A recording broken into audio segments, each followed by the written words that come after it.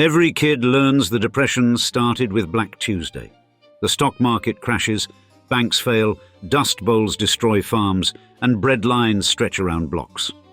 It's a supposedly standard American tragedy where nobody's really to blame except maybe speculators and bad weather. Indeed, it's a comfortable story, if you will. It makes sense, but it completely misses who designed the game.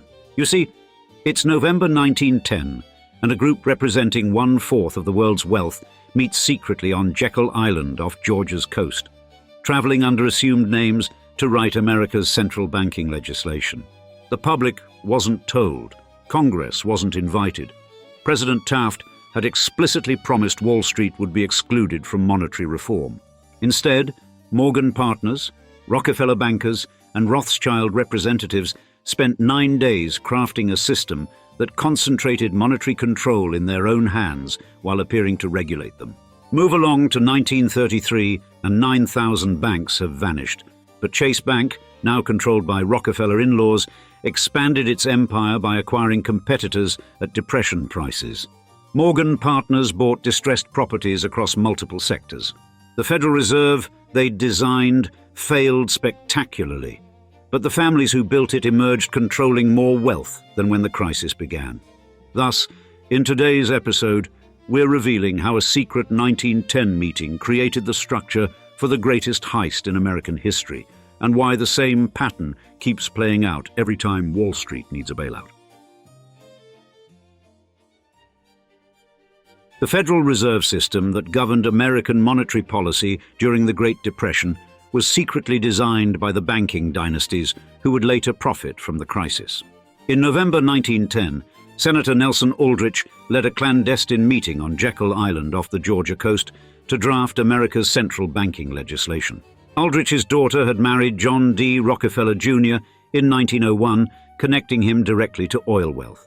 The attendees represented approximately 1/4 of the world's total wealth. Henry Pomeroy Davison of J.P. Morgan and Company arranged the meeting. Frank Vanderlip attended as president of National City Bank, the Rockefeller family's primary banking vehicle. Paul Warburg of Kuhn, Loeb and Company earned $500,000 annually and brought Rothschild banking connections through his marriage into the Loeb family. Benjamin Strong Jr. from Bankers Trust completed the core group. They traveled under assumed names and used only first names to prevent staff from identifying them. President William Howard Taft had promised the National Monetary Commission would exclude Wall Street influence from monetary reform. Instead, these banking interests spent 9 days from November 20th through 30th writing the legislation that would control American finance for over a century. The Aldrich Plan established 15 regional reserve associations with voting structures that allocated authority according to member banks' shareholdings. The largest banks maintained disproportionate control over monetary policy through this carefully designed mechanism. Americans didn't learn about the Jekyll Island meeting until 1930, when Senator Aldrich's biographer revealed the truth. Frank Vanderlip later admitted in his autobiography that if the public had known their group wrote the banking bill, it would have had no chance of passage by Congress. The Aldrich Plan itself failed in 1912, but Wilson's administration used the Jekyll Island blueprint as the foundation for the Federal Reserve Act of 1913. When the act was signed December 23, 1913, Paul Warburg himself served as vice chairman, despite fierce Senate opposition over his international banking ties. The Mises Institute documented that the Federal Reserve began with 3 Morgan men, one person in the Rockefeller orbit, a Kuhn Loeb leader, an Alabama banker, and an economist with Morgan family connections. Most significantly, Benjamin Strong became governor of the Federal Reserve Bank of New York, giving Morgan interests direct operational control over America's most important regional Federal Reserve Bank. The Federal Reserve's decentralized structure allowed regional banks to be governed by boards elected by member banks. The largest financial institutions controlled monetary policy while appearing to be regulated by it.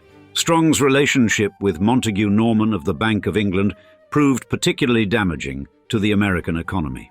From 1925 through 1928, Strong kept American interest rates below British rates to maintain London's financial dominance, even as economic authority shifted to the United States.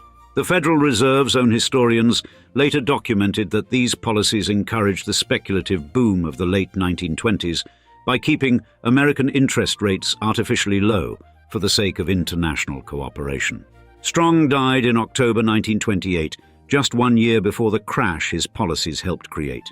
His death left a Federal Reserve System committed to international banking interests rather than American economic stability, led by men without his political connections or ability to coordinate crisis responses. The families who built this system would soon discover their creation worked even better during economic collapse than prosperity. Between 1930 and 1933, 9,000 American banks failed, while the families who designed the Federal Reserve expanded their empires. Winthrop Aldrich was Senator Nelson Aldrich's son and John D. Rockefeller Jr.'s brother-in-law. When Albert Wiggin was forced to resign as Chase chairman in 1932 after selling Chase stock short using bank funds, the Rockefellers moved decisively. Winthrop Aldrich took control despite having no banking training. Within months, he orchestrated the acquisition of Equitable Trust Company in 1930. Equitable Trust held more than $1 billion and was owned directly by John D. Rockefeller. The merger created combined assets exceeding $2.5 billion. Time magazine reported John D. Rockefeller Jr. became Chase's largest stockholder, transforming the bank into the Rockefeller Bank. By completing this early in the Depression, the Rockefellers positioned Chase to acquire failing competitors at fire sale prices. Chase systematically acquired distressed institutions, including Farmers Loan and Trust in 1934. J.P. Morgan Jr. pursued a broader strategy across multiple sectors. Morgan Partners pushed the Hoover administration to adopt deflation policies, creating acquisition opportunities for those with liquid capital. Residential construction expenditures had averaged $4.5 billion annually from 1922 through 1928. By 1930, they had fallen 68.5%. By 1933, they stood at only 7.5% of peak levels. Morgan-affiliated investors systematically purchased distressed properties at unprecedented discounts. Research demonstrates that for each bank acquired, systemic risk at acquiring banks increased by 25%. Since roughly 10% of surviving banks were acquirers, this affected more than 1,500 institutions. The 9,000 failures were not random. Small community banks bore the brunt, while the largest banks connected to the Federal Reserve not only survived, but expanded. Federal Reserve data shows 164 major consolidation events from 1927 through 1932 involving 392 banks. Acquiring banks were consistently larger and had superior access to Federal Reserve credit facilities. By 1929, the top 0.1% controlled nearly 25% of total household wealth. The real story was the transfer of physical assets to those with liquidity to purchase them at depressed prices. Federal Reserve research confirms privately held business assets became the dominant component of wealthy portfolios, constituting at least 1/3 of elite holdings, 2 to 3 times the normal share. Under Winthrop Aldrich, Chase used the Depression to establish global dominance. Aldrich opened Chase's first international offices during the 1930s in London and other financial centers. While other banks struggled, Chase used Rockefeller backing to establish international footholds. Chase became the preferred banker for international oil companies, creating revenue streams that survived domestic collapse. By World War II's end, Chase opened the first American banking branches in Germany and Japan. The Depression that destroyed millions provided Chase with scale and resources for global expansion, while eliminating the smaller competitors who once challenged the dynasty's dominance. The banking dynasties extended their reach beyond American borders through the Bank for International Settlements, created in 1930. The BIS emerged from the Young Committee meetings in 1929, where the same families that designed the Federal Reserve crafted an international central banking system. Owen D. Young of General Electric led the American delegation. J.P. Morgan Jr. monitored proceedings from London. The Baden-Baden Conference from October through November 1929 brought together financial experts to draft the BIS Charter.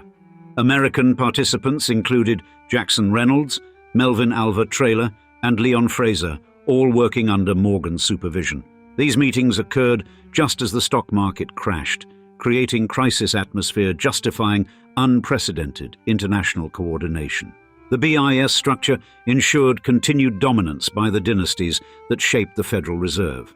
While ostensibly created to handle German reparations, the Charter revealed its true purpose, promoting central bank cooperation and coordinating monetary policy across national boundaries. This internationalized the Jekyll Island conspiracy, extending dynasty reach from national to global monetary policy. The BIS institutionalized the personal relationships dominating international finance during the 1920s, particularly the collaboration between Benjamin Strong and Montague Norman of the Bank of England. Norman and Strong spent holidays together, coordinating policies serving international banking interests rather than national economies. Strong's easy money policies from 1925 through 1928 kept American rates below British rates to maintain London's dominance. The Federal Reserve's historians documented these policies encouraged the speculative boom. The BIS formalized this approach. Montague Norman, Bank of England governor from 1916 to 1944, became a prominent BIS figure. His collaboration with Hjalmar Schacht of the German Reichsbank created monetary coordination transcending national boundaries. The BIS's creation during the Depression was not despite crisis, but because of it. The collapse justified unprecedented coordination while creating opportunities for dynasties to consolidate global reach. Between 1930 and 1931, the BIS participated in emergency loans totaling 740 million Swiss francs to Yugoslavia, Hungary, Austria, Germany, and Danzig. Officially designed to prevent currency collapse, they actually imposed conditions serving creditor interests while forcing debtor nations to adopt deflationary policies worsening domestic situations. The loans reinforced market pressures, ensuring weaker economies would sell assets to stronger competitors. The BIS's emergency lending revealed how international institutions could profit from crisis while appearing to provide relief. Loans were structured to benefit banking interests controlling the BIS board. When loans failed to prevent currency devaluations, the BIS and member institutions acquired distressed assets at fire sale prices. The BIS created an institutional framework allowing dynasties to coordinate policy across national boundaries while maintaining the appearance of serving public interests. Central bank governors met regularly in Basel, creating what economist Richard Cooper described as regularized and institutionalized contacts among central bankers. Even after the gold standard collapsed in 1931 and German reparations were abandoned, the BIS continued functioning.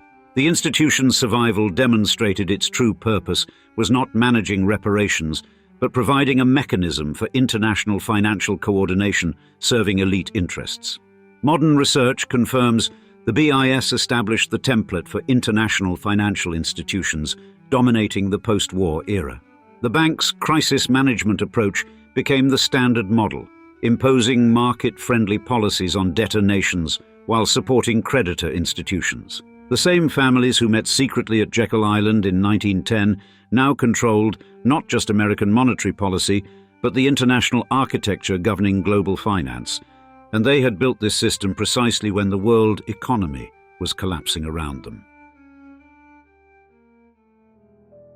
Public outrage led to the Glass-Steagall Banking Act of 1933, separating commercial and investment banking. The Pecora investigation exposed national city banks' speculative practices.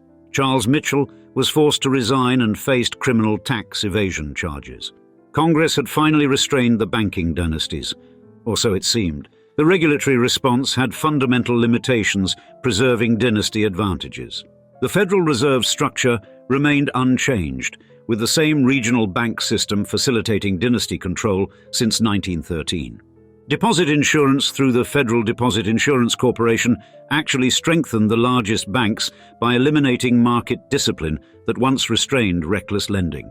The Glass-Steagall separation proved temporary and ultimately served the largest institutions.